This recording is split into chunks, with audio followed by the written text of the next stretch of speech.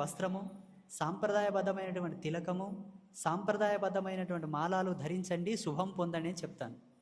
ఈ కరంగుళి మాల మన సాంప్రదాయం కాదు నాయన. అది టిబెట్ ప్రాంతాల్లో బౌద్ధ భిక్షువులు ధరించేది. అక్కడ ఉండేటటువంటి వాతావరణ ప్రతికూల సానుకూల పరిస్థితులకు అది కూడా సన్యాస యోగంలో ఉండి మైండ్ని పీస్ఫుల్ చేసి రీడింగ్ చేసి కంట్రోల్ చేయడానికి అదొక సిస్టమ్గా వాడారు వాళ్ళు. మీరు వాడడం అంత మంచిది కాదు.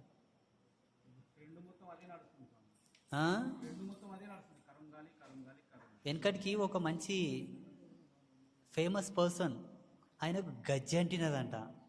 ఆయనకు గజ్జె అయితే ఒక మందు తీసుకొని రుద్దిండంట. వాడు రుద్దుకున్నాక కింద ఉన్న వాళ్ళందరూ చూసిరంట, ఆహా ఇంత గొప్ప వ్యక్తే రుద్దుకున్నాడు అని చెప్పి అందరు తెచ్చి రుద్దుకున్నవాట్లంట. దీనికి గజ్జె అయింది తెలియదు, రుద్దుకునేనా లేదా మనం రుద్దుకుందాం. అర్థమైందా? అర్థమైతే నేను ధన్యుణ్ణు, లేకపోతే శివోహం.